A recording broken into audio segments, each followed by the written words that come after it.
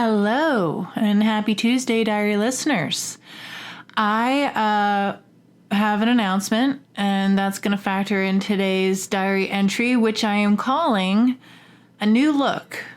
And I hope you all enjoy. Welcome to the Apprenticeship Diaries, where raw meets refined. Let's be real, we're still working on refining. What it took, what it takes, and the stories that are made. Join us as we learn from professionals about how their stories began.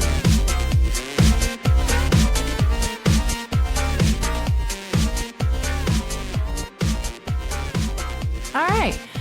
There's not going to be much to offer in this diary entry. Happy New Year, everyone. I asked a lady this past week, I was picking up cat food for my kitties, and I wished her a Happy New Year, and it was, I think, 3 days after the New Year, and I said, how long are you able to say that? Do you say it to every do you say it to every person that you see, like, in January, if that's the first time you're seeing them in January? And she said, and I liked her, like, cut off. It was, I think, like, the start of next week is when you cut it off. So I'm probably right at deadline here about wishing all a Happy New Year and, all of that. But I wanted to wish y'all a Happy New Year. I know I did it in post form on the page, but I didn't verbalize it, I don't believe. So Happy New Year. With the new year, I really wanted to change the look of the podcast. I wanted to not rebrand, because it's the same brand. It's still raw to refined, though I will say, in creating just a new cover photo for the podcast, I'm removing the back that I used to have. It was a man's back with the Apprenticeship Diaries, as if it was drawn on him first, like sketched and then tattooed finally. I like that. It's gonna it's gonna remain in the archives of the history of this podcast, as it is the history of this podcast, and that's the whole point of doing a podcast and calling it a diary, is to keep a history of these things. And I plan to, as long as I am able to harbor recordings and keep records, I would like to do that. So it's going to remain, but I'm replacing it with something that I feel like is more appropriate to what the podcast has become. Because originally the podcast, I really wanted it to be tattoo centric, but in doing it, there was a few things. For one, it was incredible to me how hard it was to get tattoo artists that I knew and that I liked to even be on the show and submit a diary entry of their apprenticeship experience. It was baffling to me. And I don't know why. I guess a lot of them felt like it would stir up stuff from the past that they had moved beyond, like old wounds. And I was very clear about, like, hey, you can omit names, you can, just tell the story. The story is what it is. People usually understand that they're hearing your side of the story. And the people who know, and the people who don't. They're gonna walk away with information that can probably help save them some time and energy through posterity of offering your experience. But so many artists that I knew, and maybe I liked them, maybe they just didn't like me. I don't know. I don't really know. I mean, I was I'd like to think that I've become a more measured person now, and a lot more informed human being about other human beings. I've really tried through the past 5 years really that I've been doing this podcast, has been it started out as really wanting to be a podcast and to be, one of the most awesome podcasts. You have these grand visions. I always do anyway, and I'll admit it. And that might be my problem. But I really wanted a podcast, and I really didn't care. I really didn't care about making money. I still don't. I really liked the medium. I still do.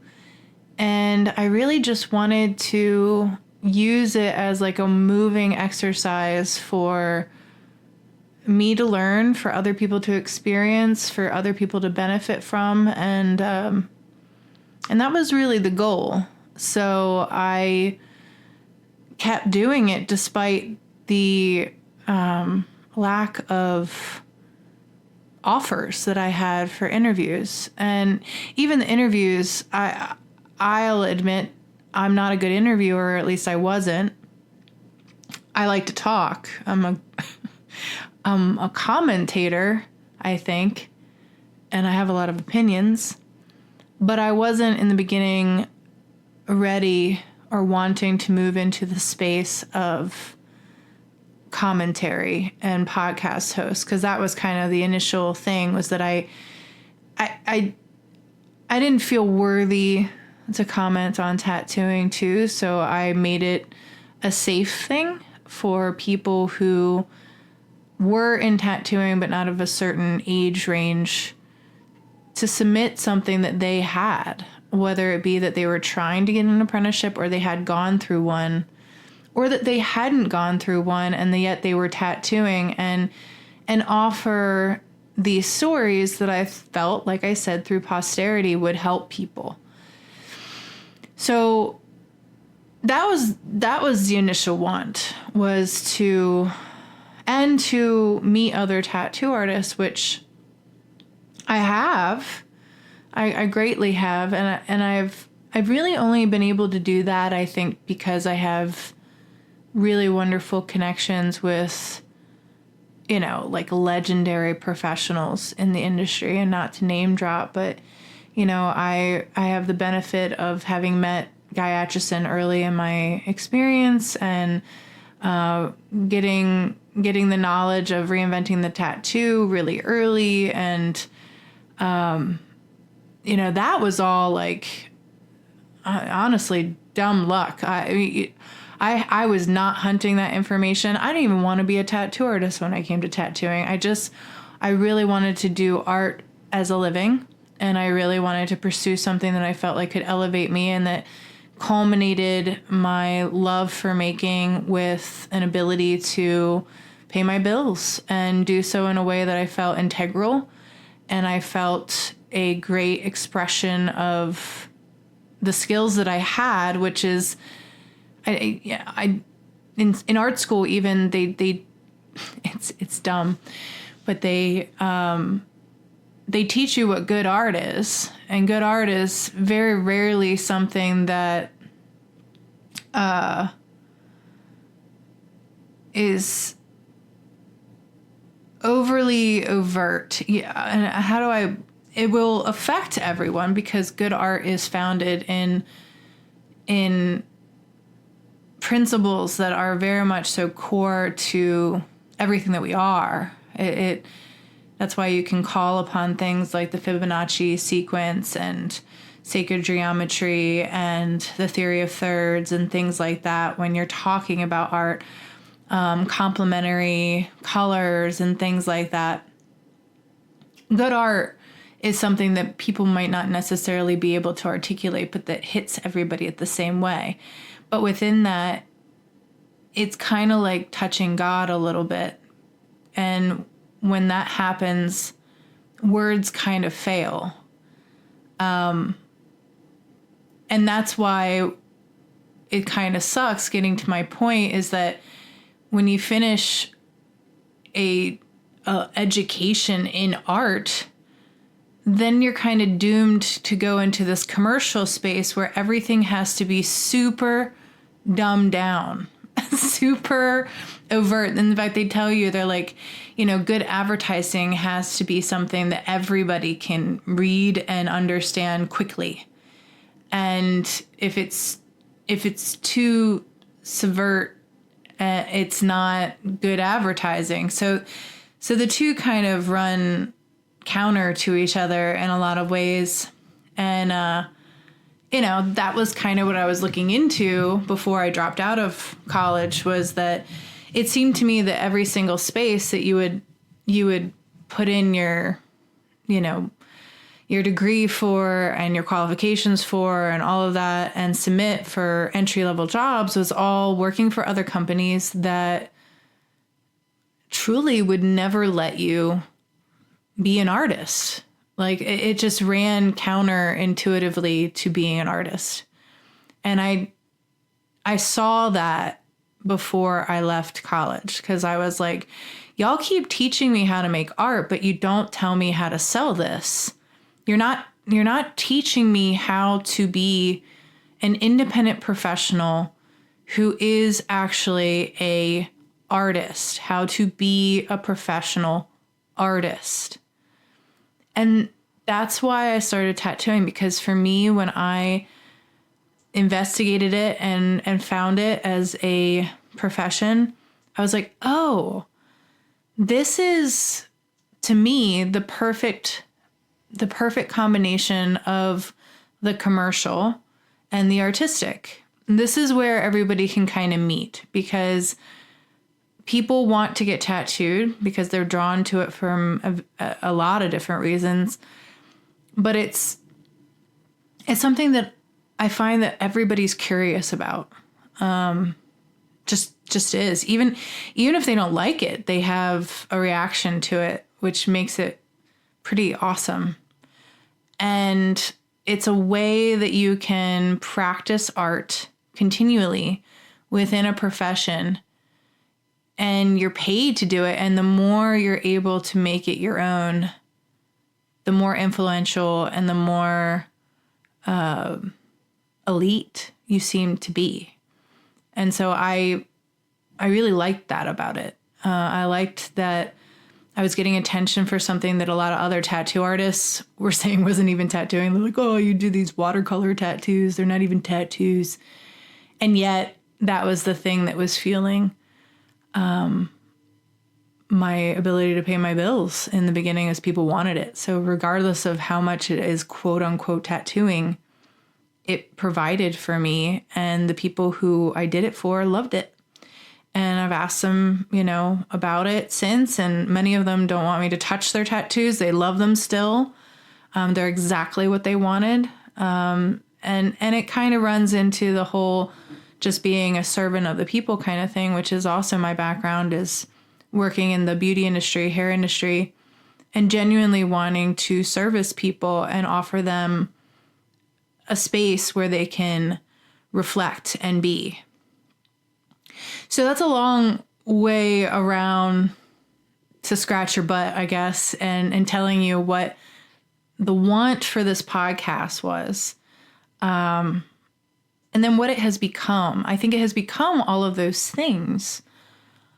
But I had to get here in a lot of ways that I didn't expect. And of course, that's just how life is. And then how wants work, right? Like you want it, and if you're like me, you're a control freak. So you don't really trust that it's just going to come to you. You think, oh, what can I do to make it happen? Which is good, because, you at least buy into the idea that you don't just sit around and wish and hope. You activate your life, and you do certain things that'll bring you to the things that you want. But yeah, you always think that you have to do it all yourself. And that's always the fatal flaw, I think, in thinking. And so the podcast has taken a lot of twists and turns. It ended up not being just tattoo artists. It's really a podcast about learning journeys, alternate ways of coming to a profession, spiritual reflection. It's more a conversation space than it is an interview space. And it has become very personal. And at this point, I am quite ready to take ownership of being a commentator and giving perspective, because at least now I feel like my perspective comes from a place that isn't me. And how do I put that? I'm very much so trying, and I have expressed this for at least a year and a half now, form a relationship with God. And so my new journey is about building that relationship. And I really, really, really want to, through this medium, share with you my experience.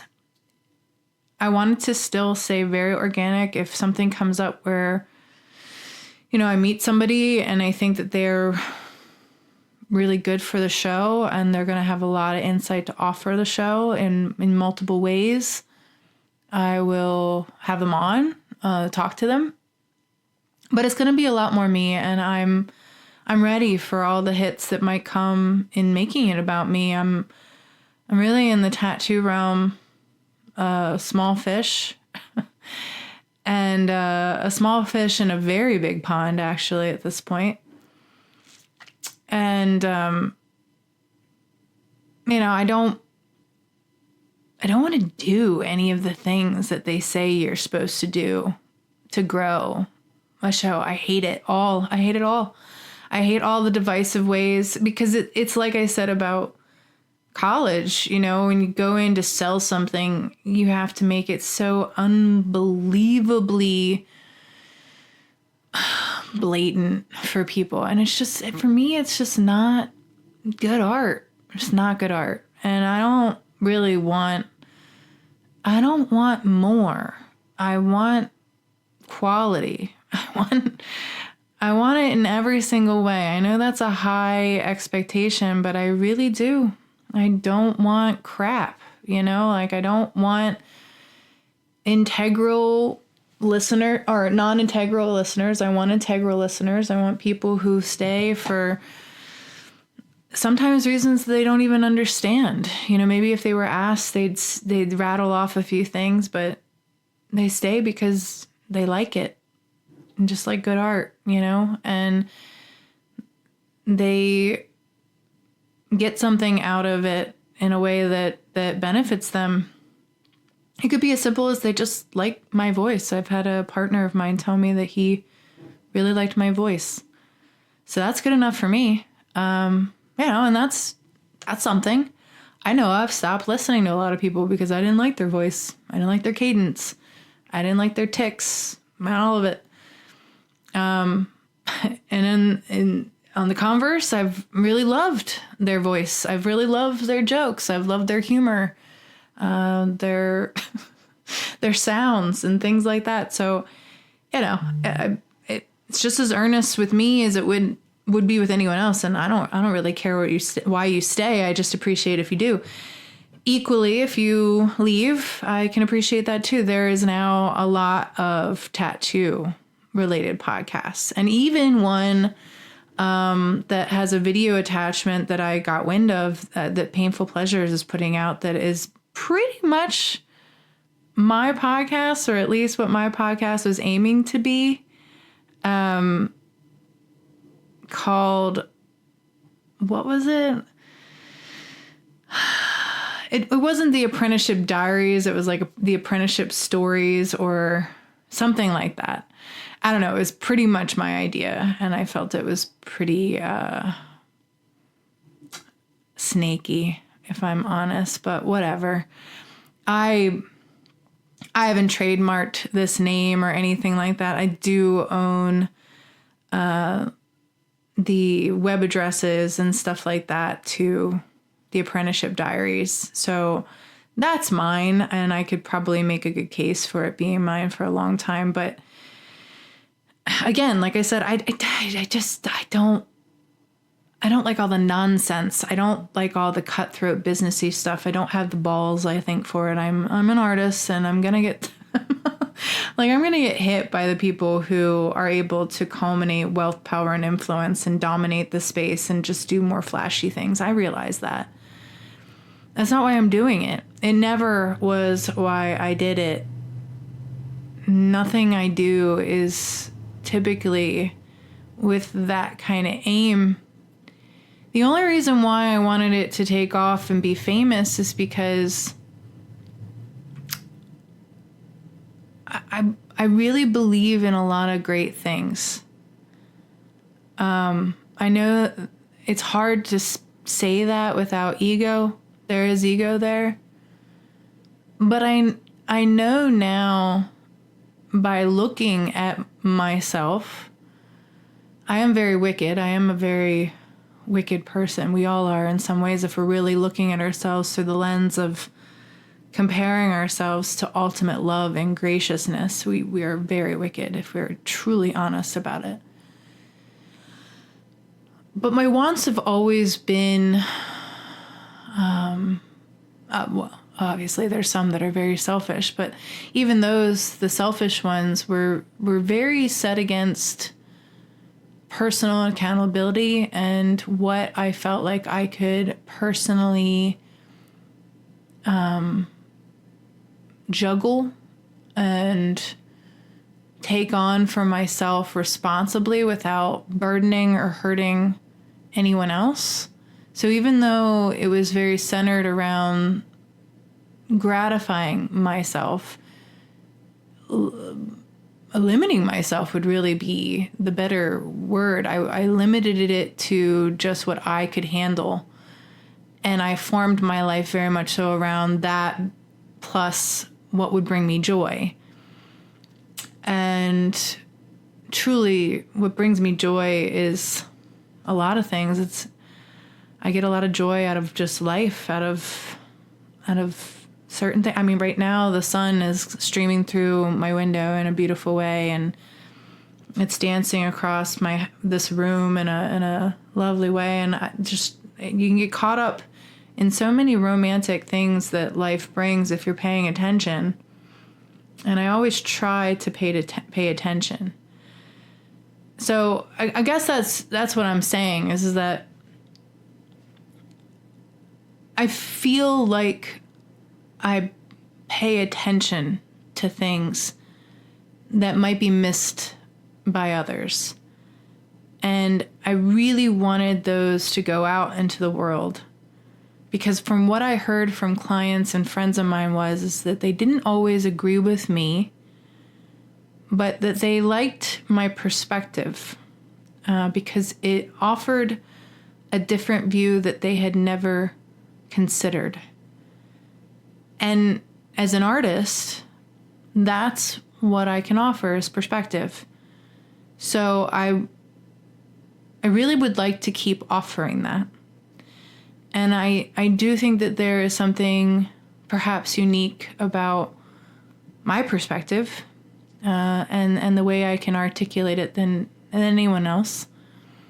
So I'm going to step into that space of ownership there and talk about it more and share with you guys, I think, a little bit more of my own personal journey in terms of what I'm doing to elevate myself and move through some of this stagnant space that I'm in right now. You know, post-COVID, all of that, I appreciate all of you that went through the last 4 years with me. It was an emotional ride for me. I'm sure it was ridiculous to listen to and to watch. You're like, what the hell is this woman doing? I didn't know. I was doing things. I was doing a lot of things. I can't say I'm not going to still do a lot of things. I think I'm just going to own doing a lot of things and put myself out there as doing a lot of things. You know, I focused long enough, praise God, on tattooing to make it a space that I can own fully, that I can stand and have some things to say about, that I could actually teach to people, that I have enough under my belt there that I can maintain myself, and I can also expand into other atmospheres, artistically and otherwise. So praise God, right? Like I spent my younger years, I spent my younger years doing a lot of stuff, but I spent my younger years very much so getting a foundational education and a profession that gave me a footing in a space where it now is not self-driving. It can definitely expand, but, I can maintain and I can do it myself. And that's wonderful. Wonderful to know. It's very liberating. And I pray for all of you that you get there in whatever you're aiming to do. It's a wonderful feeling to have that kind of special and rare skill that, people want, people are willing to pay good money for, and that can sustain you. What I can offer from the space of being in that profession for 16 years now is that you want to scale and you don't know what's next. And if you're like me, you've witnessed businesses in a wide area of professional spaces, and you've seen the BS that can arise when you own your own business, and particularly when you bring more people into the business, and what kind of lessons you learn along those ways. And it can be very halting, anxiety inducing, etc. And also no one has given me any kind of encouragement about it. They're just like, you just got to do it and you got to take the hits. And so it's like, what? You can give me no other advice. And they're like, I can only give you what I went into it with, which is that I could do it better than this person. And I was like, wow, I don't have that, because I really had great people that I learned from. My parents were small business owners. They were great at it. My mom was great at it. And she sets a high bar, man, like really high bar. And she also has a lot of nonsense to communicate about how hard it was. So that's confronting. My first time learning to tattoo, I saw a poor business owner in a lot of ways in Kentucky when I learned first.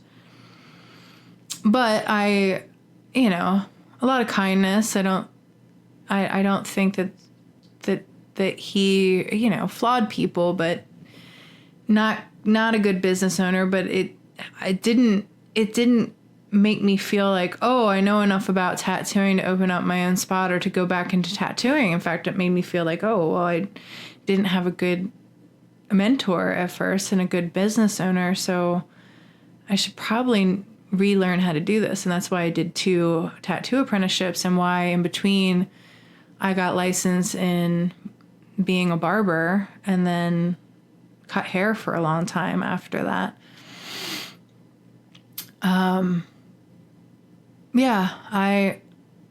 And then with John was an amazing business owner. He really, really was. Still, I don't think he owns Tattooed Heart anymore. He sold it, I believe, to Kinsey Rome. She's now the owner. So, but for the time that I worked with him and under him, he was a great business owner. I can't take much away from his ability to run a business and to know how to make money. I mean, that's pretty core, right, to running a business. And he also was an amazing salesperson. He could sell you anything. It was incredible. And it was really to be admired, his ability to do that. He had that touch. So I learned a lot from him. But I didn't have bad business owners, honestly. If I did, I left, I didn't stay. And I moved on. So, yeah, what this will be, 2025, I am going to be trying to build up and clean up my life and curb some of the chaos. I want to recommit to a lot of the things that I did before, which was being in the Word regularly. If that means that I have to write it down and copy it and then read it and then recite it or whatever and practice calligraphy, then that's what I'll do. I really want to do that and give at least 15 minutes a day to it. I really, really want to try and do that. Calligraphy I'd like to get better at, but I don't know why I'm not. And this isn't something I couldn't work on. I know I could work on it, but I am really struggling with angles. Like my hand does not regularly fall to an angle that helps one have consistent handwriting. If you even watch how I normally write, the angle to which the letter is expressed changes constantly. It can change within the word. So I don't know what that is. It's probably something very psychologically bound. I don't know. Maybe as I clean up my life, I'll be able to consistently write. I don't know. I don't know. But that has not been lost. I know I haven't done it in a while. Carving has reemerged. I did some carving for Christmas. I carved seashells this time, which was pretty cool. I took a couple pictures, so maybe I'll post that with the podcast so that y'all can see. Alleviate my phone from having them, maybe, because the actual things exist, at least for now. They might get broken. I don't know. Tangent. But yeah, I have been carving again. I want to carve again. Really having fun with resin pouring, which kind of goes into jewelry making, pendant making, carving. I like sculpture. I like the expression and construction of form and playing with materials. And there's so much within resin that allows you to play with materials and see what it does. I like it a lot. So resin, carving, yeah, the stuff's still there. So I'll talk about it. I signed up for classes. I think I might have commented on this before, but starting this February, I'll be taking entry-level accounting, which I'm excited about. I feel like there's going to be a lot of peace in numbers, and I'm looking forward to somewhat getting organized in that way, though I know it's probably going to be ominous because I'm really not... I've lost a lot of my systems, and my systems even before that were pretty loose, and I'd like to lock it in. I really want to do that because I feel like it's if I'm to claim diary on any level, I think that that's a lot about what this is documentation and making sure that there's clean documentation that can go into most of my life. And I don't know, there's a lot of peace that I have in that, and there's also a lot of I believe it to be a gift to others, because I like that about my mother, for example. She has everything, like, all documented, like her financials, even a lot of things, like a lot of her house is filled with antiques and just things that take ritual and practice to maintain and properly restore and conserve. And I've already had a podcast where I've told y'all that I'm a conservative. I am. I really, really, really am a conservative. If it's not maintaining something to its original splendor or restoring it to that, then I really want to, uplift it and bring it into a new space of reverence and appreciation. But I really don't like throwing things out. I really don't like being a society built on, moving on, throw it away. A disposable society. I don't enjoy that. This kind of came up when NFTs were a big thing, and I know there's artists that still do it, and I'm not trying to insult you. Do you? But most of the people who did this, they're very prolific artists anyway.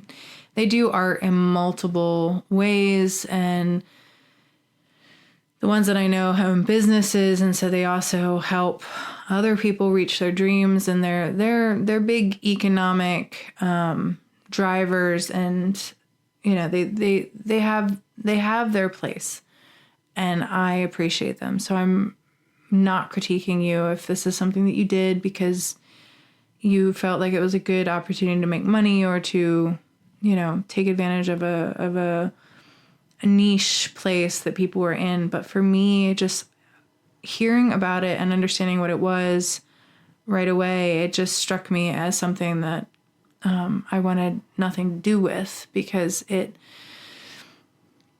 as much as I utilize digital systems in a lot of ways, and of course I keep my podcasts and all my recordings on these devices, that if an EMP drops, it's all lost. It's all lost. So if I don't learn to write it down, then it will never have the staying power that it should. And that's kind of what I think is amazing about art too, is that, you have this person who is called or feeling something very potent that they have to make, and they have to sit with, and they have to meditate on, and they have to move their hands and create it. And then what you have is this tangible thing that a human being made, that even if you asked that person to do all over again, they couldn't do. Not exactly. It would be different. It would, once it exists, it's completely its own thing. And for me, there's something very beautiful in that, something that, I feel spiritually connected to, because I know that that's what God gifted me with, was this creator ability, this art, this talent. And I really want my talent to be to the glory of God, and the things that I make to be to the glory of God. And what that means for me is impact. How much will it impact, and for how long will it impact? And so NFTs for me, like non-fungible tokens. I mean, who's to say, first of all, it's non-fungible? Anything that has a name like that usually is the opposite of what it says it is. It's completely fungible, and it's, a token.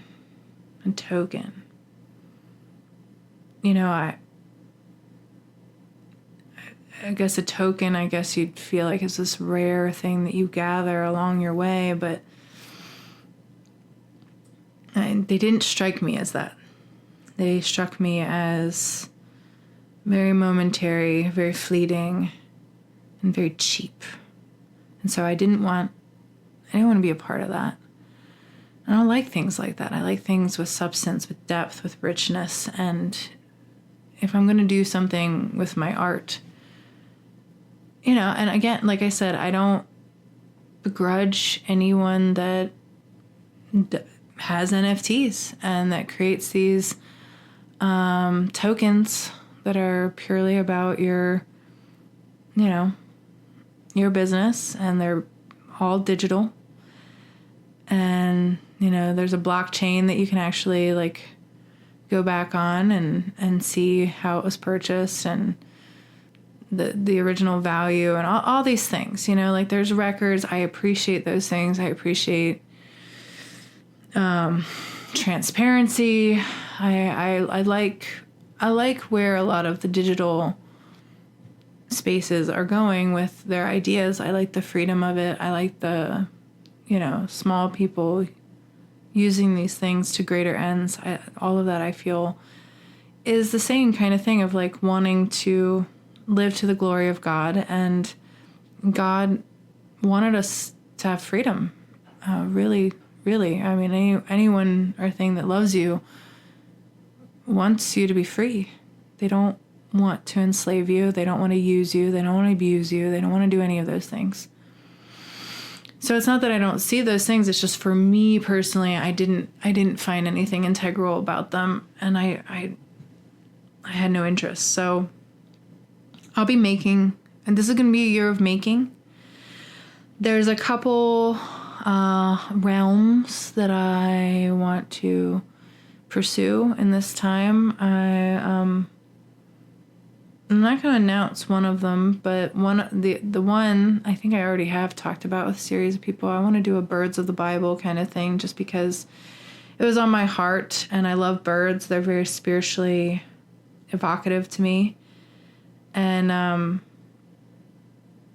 don't know. It'll recommit me to painting again, that I really want to do, and just having a high turnout of stuff. I really want to make. Create a store of my creations and sell them, and so I can get them out of my house.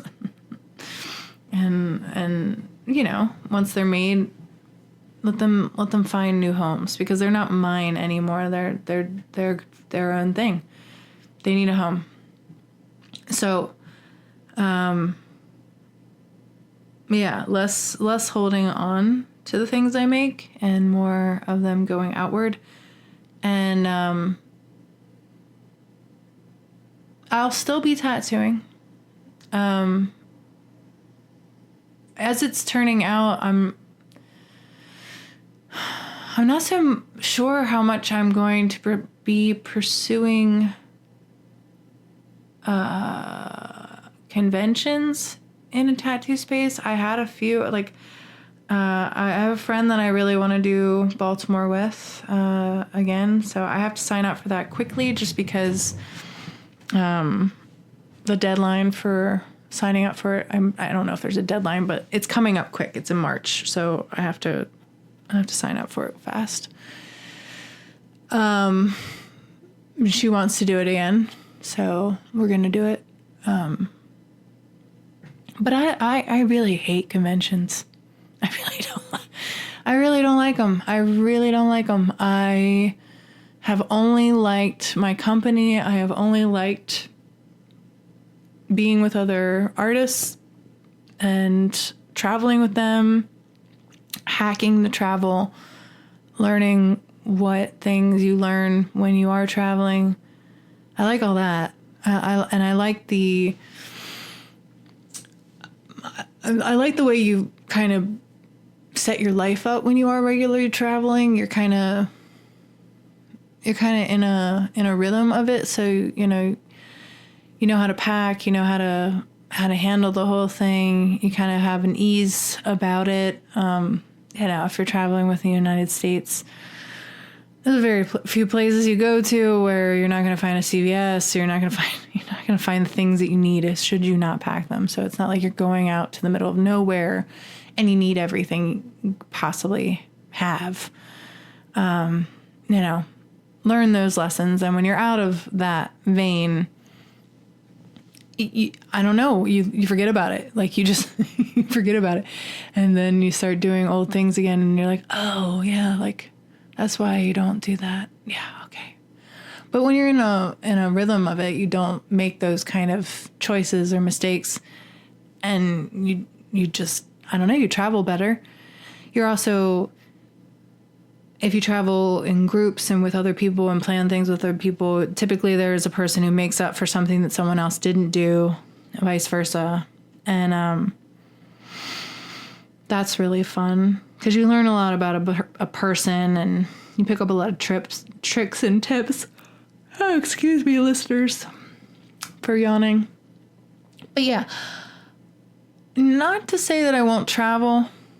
I just don't know, like beginning of your year as a tattoo artist, they recommend that you know your year at a glance and you announce it to your clients. I don't know that. What I can say is that I'm doing these classes with the aim to very much so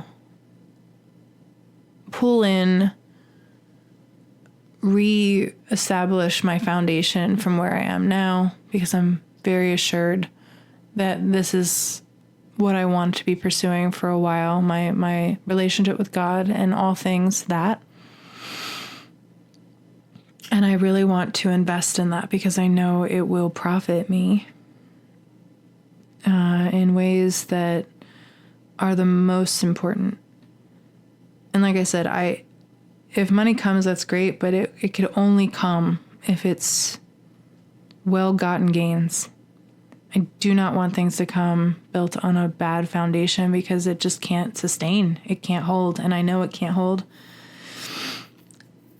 And then really those are my fears, is just starting off from a space of stability. And so I'm going into the areas of my life where I know I am weakest and less organized. Now, I will say I just got off a live Zoom call that I would like to shout out that I think is really great.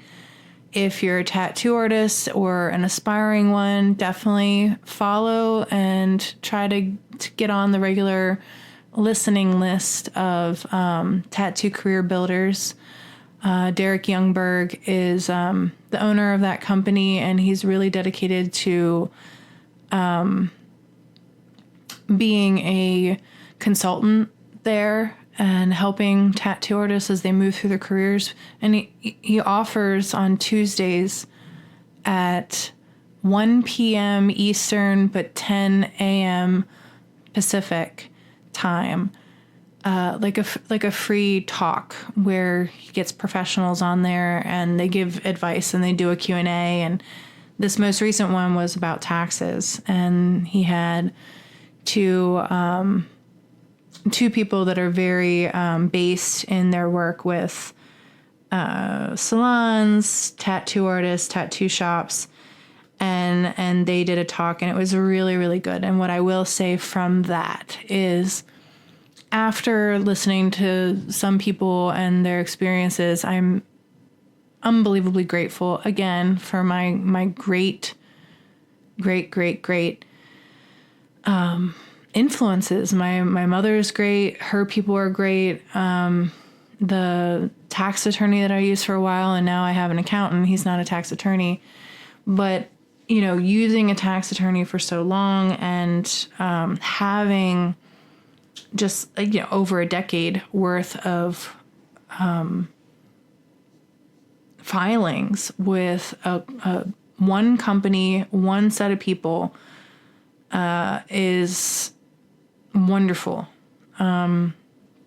Because I can just go there. I can just go to them. They've done all my filings. I have years worth of that, and I have kept all of my receipts and filings in that way, and it's been over a decade. So if somebody comes knocking, not to say that it, no audit is ever going to be easy, but we did actually have, if you catch the replay of Tattoo Career Builders replay of the tax talk that went on today, one one of the tattoo artists was getting audited and she was freaking out.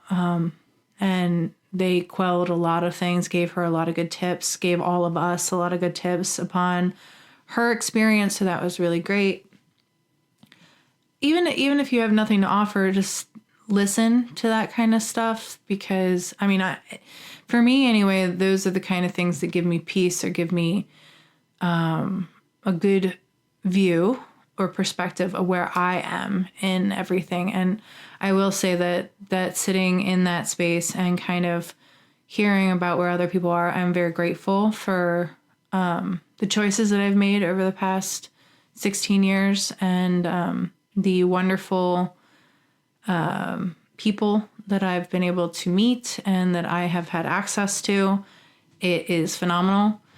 So, but one of the things that was said in this Zoom call was that, and he was tattooing at the time, he said, I really wish that in the beginning I would have started this earlier. He's been tattooing for 10 years and, was like, I would like to buy a house. And now I'm finding it very hard to set up everything so that I can save for that. But I really want to do that. And I wish I would have started earlier. So as a person who, I don't have a big home, but I have a home. I own a home. I don't fully own a home. My bank owns my home, but I'm in a home. And a lot of the tax advice that was given for homes, I already know, I've already been doing. So as far as like where I'm at within these things, I should feel good. But if you are finding yourself anxious about any of those things, as I do, as anyone would, because it is very scary, get in touch with Derek's a lovely human. He's very sweet, very kind.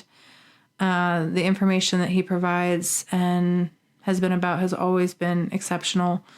He's been in the tattoo realm for I think it's 30 years, which is pretty awesome.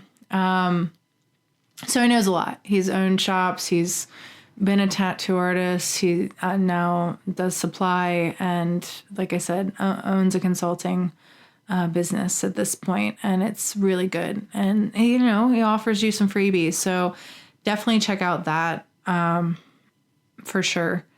I really only talk about and shout out things that I have found immense quality in. I just don't have it in me to talk about things that I don't find integral or good.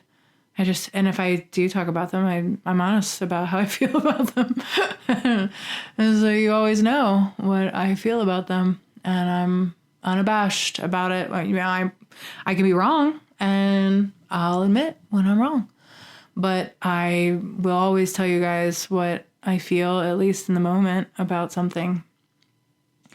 So within all this, I created this rebrand. This is not a rebrand. It's just a new look to the podcast, something more in alignment with what it is. And I think more congruent with what the show, I hope, will bring to it, which is just listeners from backgrounds of, multiple disciplinary spaces where they could come to this show and listen in and,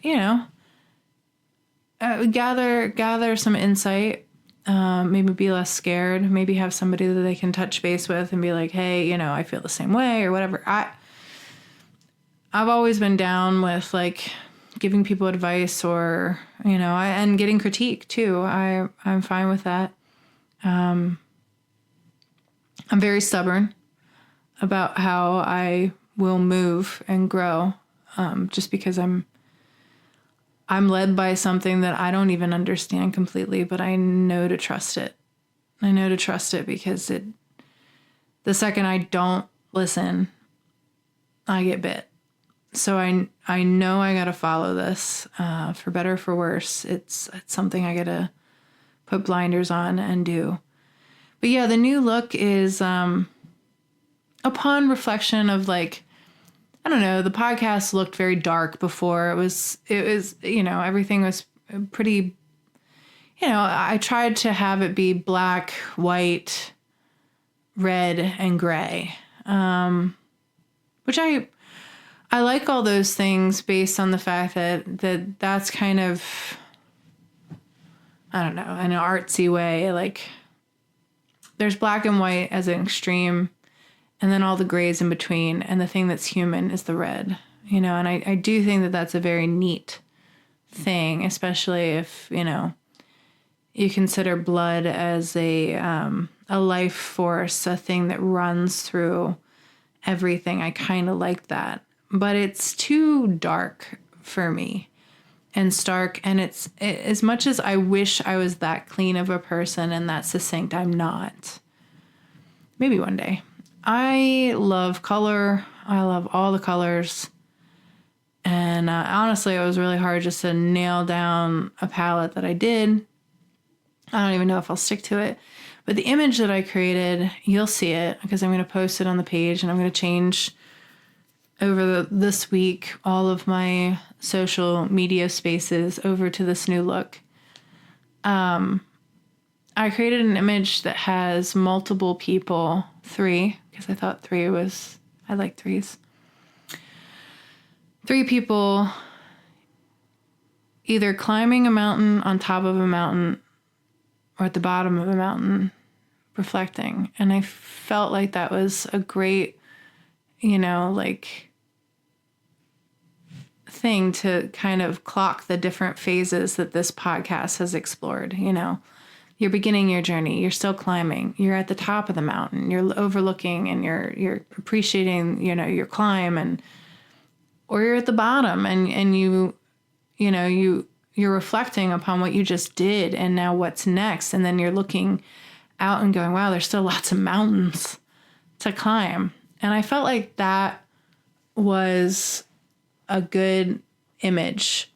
I had actually, in the course of the past 5 years from 2020, I got in touch with, or started listening to, upon recommendation of my, at the time, audio engineer, Chuck Nunn. And he put me on to Wealth, Power, and Influence by Jason Stapleton, which it's now the Jason Stapleton program is his podcast. And I haven't listened to it for a while. I apologize to Jason, but Jason is a fantastic human. Yet again, another person that I would highly recommend anyone knowing about.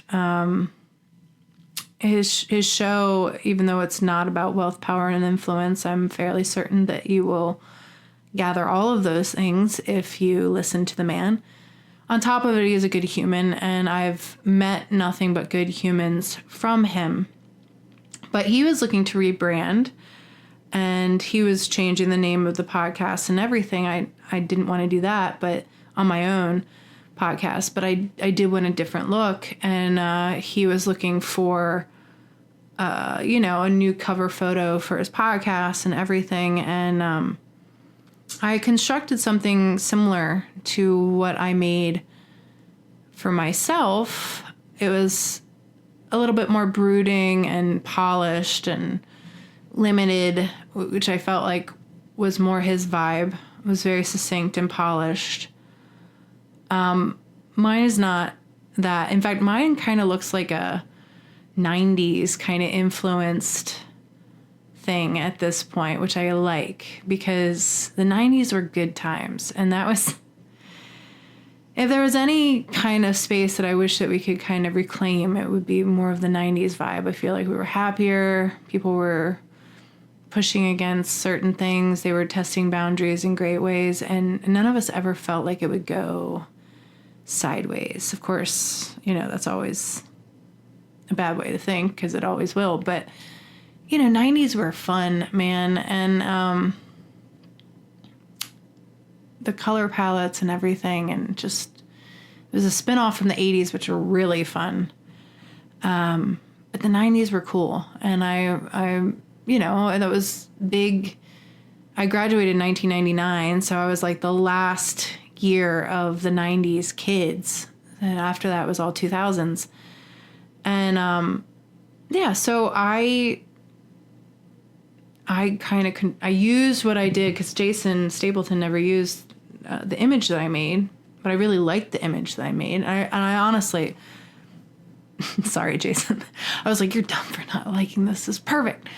But he went with something actually a lot cleaner, a lot more limited than what. And I was like, okay, well, it was just his name, you know, it was just the name of the show. And then I think just like I have to look it up, honestly. But I think it's just the name of the show. It's very, very simple. It's way more simple than I could ever be. So I used what I used for him, or that I made for him, and I made it for our show, because I think that's why I really liked his show, is because it was teaching me a lot of things, because he had this whole podcast, what do you call it? Podcast revolution or something.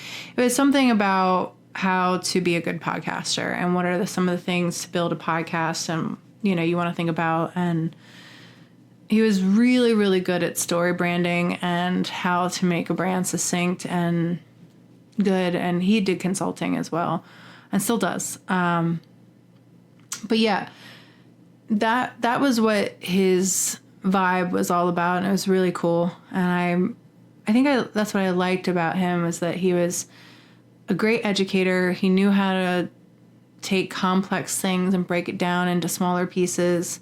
And that's what I really admired about him. And that in art, that's very similar too. Like,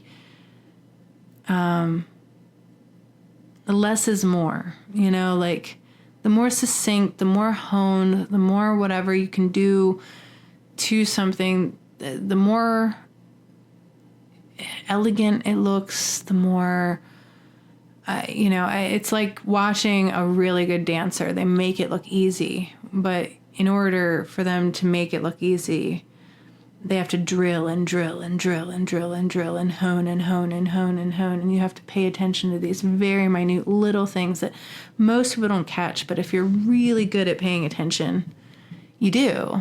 And again, I'm not as cool as him or as succinct, a lot more fettered, like a lot more color, a lot more stuff. So the new image is all of that. It also is a slight homage to Chuck Nunn, as I mentioned. His January number 10 of, I believe, 2021.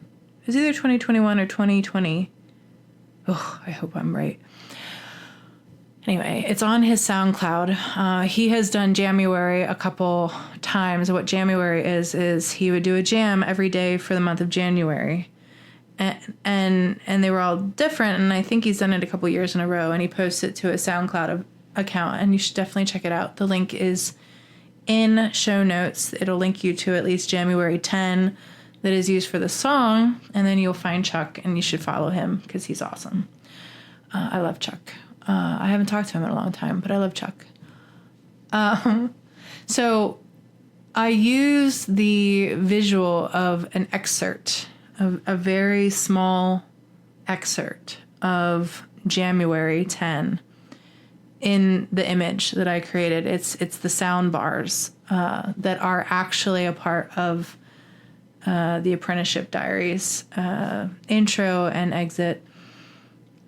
And I felt like that was something that should always be a part of this, because it is, you know, when you're doing audio, you see the sound bars, you catch all of these things, and it becomes a visual that you see a lot. And I thought it was kind of neat, and I liked how SoundCloud did it too, because they have the bars there, and you can see how the music kind of goes and where the highs and the lows are. And then the way they also do it is they display it with two tones. So the things that you've already listened to are in a different color palette than the things that you have yet to listen to, which I thought was also very cool.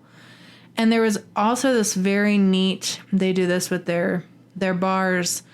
They make them reflective so that there's kind of like almost a water mirror image that happens to the bars, which I thought was also very neat.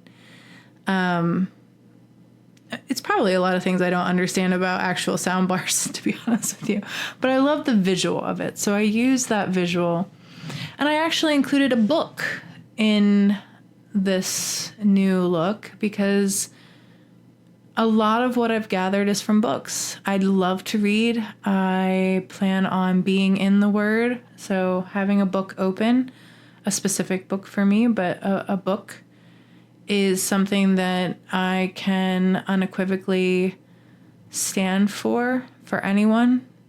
Pick up a book.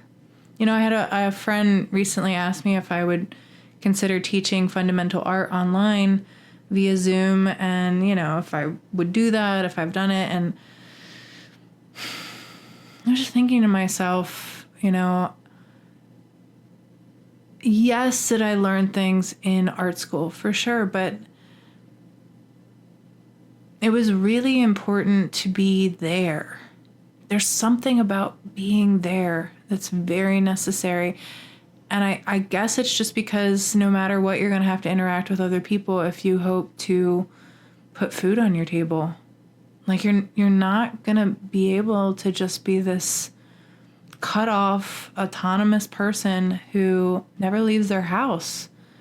Art, to me, is a reconnection. It should connect you to things. It should get you dirty. It should have you wrestle with things that are challenging, and part of it is the human element and being present, and there's so much that is not conveyed digitally. I have considered what she said, but in my heart I was just thinking, why don't you just get your daughter what I had, which was books. I just got books. I'd get a book and there's the books that I had about foundational drawing are the books that still exist for foundational drawing, because foundational drawing is foundational drawing is foundational drawing. It's foundational. So you can write a dozen books on it, but it's the same thing no matter what. And so the books that were from my time are still around, and they're still accessible, and you can probably rent them at the public library and get all you need from them, you know, if you'd like to ball on a budget, you know, like art, if you're really wanting it, which you better really want it if you're going to pursue it as a job. You have to. Should be the kind of thing that you are never satisfied with.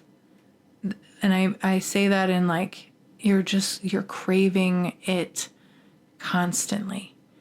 Like, as I'm sitting here and now, I'm kind of bummed that I didn't have the length of string necessary to keep embroidering, because that's something I'm doing right now.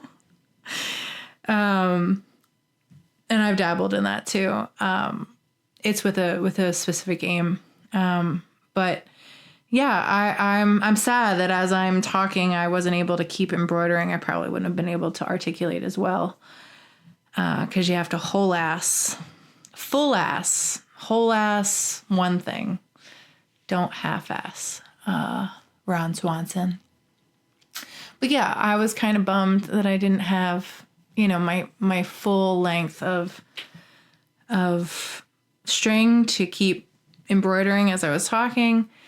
And I am embroidering, among painting, among tattooing, among talking, all these different things but I'm not satisfied. Like, I'm never satisfied. Like, once I'm done this embroidery project, I'm going to want another, and I'm going to want another, and I'm going to want another, and I'm going to want another. I'm going to learn about that. You really don't have to go to school for any of that. What you need to go to school for, at least in my opinion, is the social part, is learning best tips about pitfalls of how not to set up your business, about marketing, advertising. Learn the rules of those things, those systems, so that you can utilize them for your own benefit. I'm really excited about learning entry-level accounting. I know it'll help me, but I'm also looking forward to, as I learn, sharing it with everyone, sharing what my issues are, what my struggles are, what I'm loving about it. Hopefully I'll love all of it. I am doing it via Zoom, so I am experiencing an environment and a learning situation that I have never done before. I'll be conveying, I'm sure, a lot of the experience. I can't say if it's going to be good or bad. I don't know. I've never done it.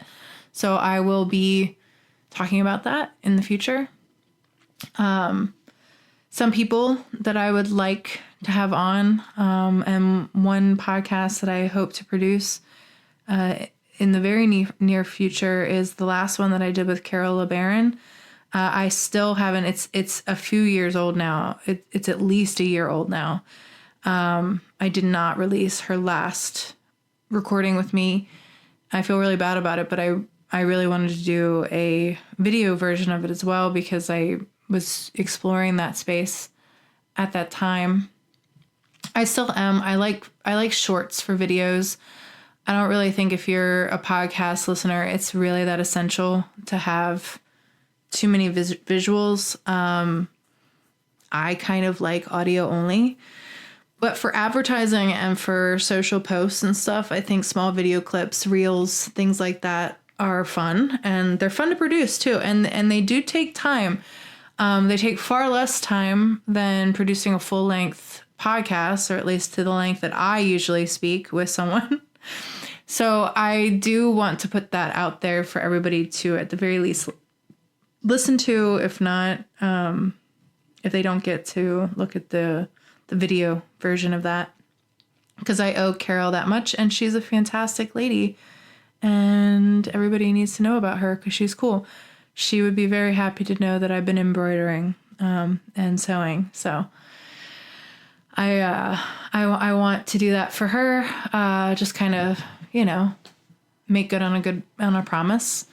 And then I would like to have Allie Oxenblood on as well, again, because that lady is too cool. She really is really cool. She's somebody that I'm fascinated about and that I just think is the bee's knees. And I talked with her for a long enough time that I should have gotten more about her apprenticeship, but I didn't. We just kind of talked about a lot of stuff. We got a little bit of her apprenticeship, an inclination that it was traumatic. I'd like to ask her more. I think there's a lot there. And she's a really cool lady. This February 1st is a homeschooling convention in West Virginia that I'm going to attend. And she lives there, and she's going to be going to the convention. She's the one who let me know about it. I realize that Maryland is different than West Virginia in their homeschooling program, but I don't know anything about it. So I figured I'd go because I truly don't like the public education system right now. I'm completely behind gutting it, just so y'all know. I think it's really messing our kids up, and it's costing us a lot of money to do that. At least here in Maryland. In Maryland, it's almost $17,000 per kid a year, and the comprehension scores keep going down. And they keep cutting things for kids. Like I heard that like bus routes are being cut so that kids have to walk miles to their bus stop. I mean, these kind of things, for the amount of money that you pay, should not happen. And it's deplorable. And for whatever teacher or somebody who wants to come at me, I'm arguing for the betterment of this. Nothing can remove the fact that you're an educator. The issue is, are you able to educate in a way that actually meets your students and does so in a way that isn't restrictive to how you teach and what you know works? And a lot of this, the shackles of administration and stuff like that, who are the ones who get paid the most out of all of that money, they make sure they are. They put all these shackles on you and you can barely teach, and it's a lot of nonsense and a lot of things. By the end of the day, you're lucky if you've reached a few children. But it just doesn't, it doesn't end up helping you. And I find it to be very abusive of educators, at least in my experience. And I think they run you guys down so much that by the end of it, you're just so upset and so bereft of support that you end up lashing out at people like me who genuinely care about you, care about what you're trying to do, and care about kids. I don't have kids, but I care about the future. So, it is very important to me that we teach people in a way that helps them be good adults, helps them be good people. And that's why I said, I want this podcast to be something that helps people, that uplifts them, gives them something that they didn't have before that is beneficial to their life. And that's what I want. I want to plant seeds and see what grows. And so I'm not against you if you are an educator. I consider myself one in a big way. I'm for you. I want it to work. And what I see right now is that it doesn't work. I'm not seeing kids come out with the kind of skills that they need in order to profit them in a life ahead, being a happy, healthy, prosperous adult. That's it. And a lot of it, I think, is because I feel like, I don't know really, but I'm not sure, but it seems like a lot of it is people not really staying in their lane. Like they feel like they have to worry about the moral formation of someone. In my time learning about, or at least investing in a relationship with God, as an educator, I don't know. You have the thing itself, how it's received and the moral whatever of the student. That is something that I don't know, unless you are the kind of educator that is going to be married to that person long term, that you're really going to be able to handle. You kind of got to deal with the materials that you get, and you kind of got to know what you're teaching, and you kind of got to only worry about that. So, for example, you get Billy. Billy comes from a staunch Christian background. You're teaching Billy math.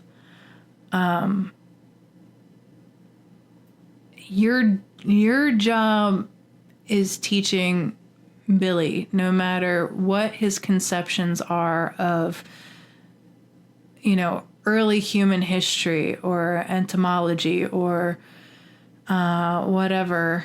Your job really is teaching him math, and math is grounded in facts, numbers. 2 + 2 = 4. There's really nothing good or evil about that. It just is what it is. The things that you might encounter is, how does Billy act in your class? Is he a bully? Is he a dick? Does he have attention deficit disorder? You know, all these different things that you might, as an educator in delivering math to Billy, might be there. But Billy's moral foundation and formation are not really yours. They're his parents, and they're his. And it will be something he has to deal with for the rest of his life. And you will not. But what you can give him is a really good understanding of what you're aiming to teach him, which is math. And so if the goal is, I gotta teach Billy math, that's what you focus on. So learning about how best to reach Billy specifically, what kind of things would get him to what you need him to know, for me as a good educator. You know, like, I know that his conception of things are based in this. So if I want him to understand this, then I'll meet him here. But with math, it's very easy because it's, well, not very easy. Some people have a mind for it and some people don't. But it's based in things that are, math is math is math. It's transferable to other languages, other cultures, other things. You know, it you have two of something, you add two of something, it's four now. Like, it's that. So I think that's a good example, at least as far as I can communicate. But like, not that I have taught math. I never have. I've been fairly good at math, and I'm about to learn more about math in a very particular way. So I'll report about that, guys. Just so you know, like, that I'm not against educators. I'm not against being educated. Clearly, I just think that once it gets to a point in most areas where it's so big and so systematic and so controlled, it really robs the nuance needed in order to really do it.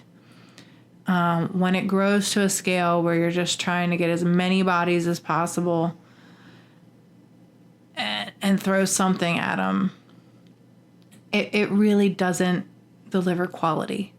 And so that's why I feel like we're here now. Like, because in my mom's day, when public education was newer, when Carter started the Department of Education, the Board of Education, and started really, formulating that, the public education system that my mom had, she said, it was like college level to what I received in public education growing up.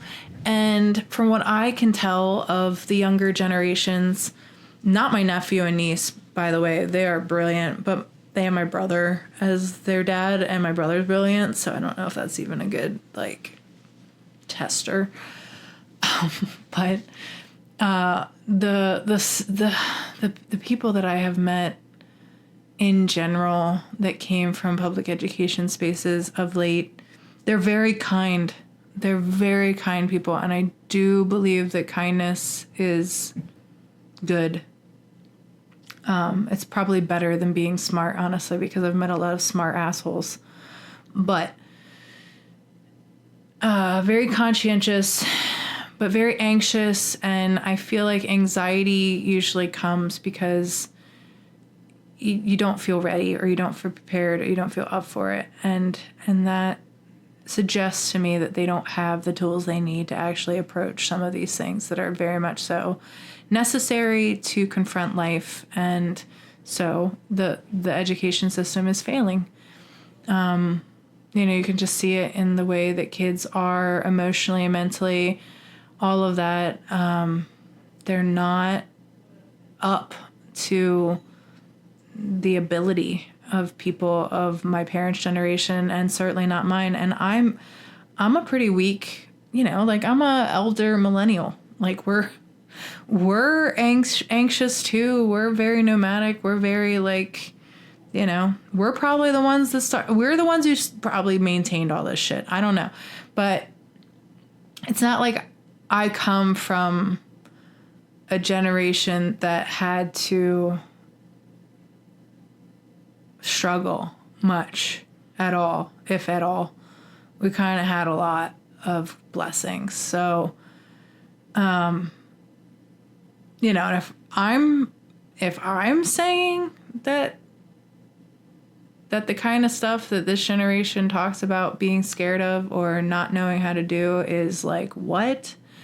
If I'm sitting there going, whoa, dude, like, how do you do anything? Like, how are you going to scale from this? If I'm looking at that, then yeah, things need to turn around. And I'm using myself as a baseline there. So before you launch at me, I am very much so accepting my own flaws as I say that. I hope that's clear. I'm not trying to come at anybody. Doesn't mean people aren't going to be mad. I know. Stepping into this realm of, being seen, being me, all of it, I accept that I'm not going to make people happy. And that's cool. That's fine. I just need the integral crowd that comes here and likes something. So with that, diary listeners, be prepared for new images and new looks, things to turn around. It should be fun. It's definitely going to be fun for me because that's the kind of stuff I like. And you're going to hear a lot about me this year. So if you're not down with that and you don't, really want to do that, cool. I hear you. I appreciate it. God bless you, no matter what. I love you. I appreciate you. And have a very awesome, productive 2025. All right, listeners. Later.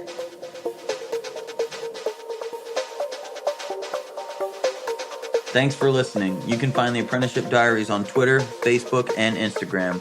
Our IG is _apprenticeship_diaries. If you would like to offer constructive criticism or an interview, drop us an email at theapprenticeshipdiaries@gmail.com. We look forward to hearing from our listeners.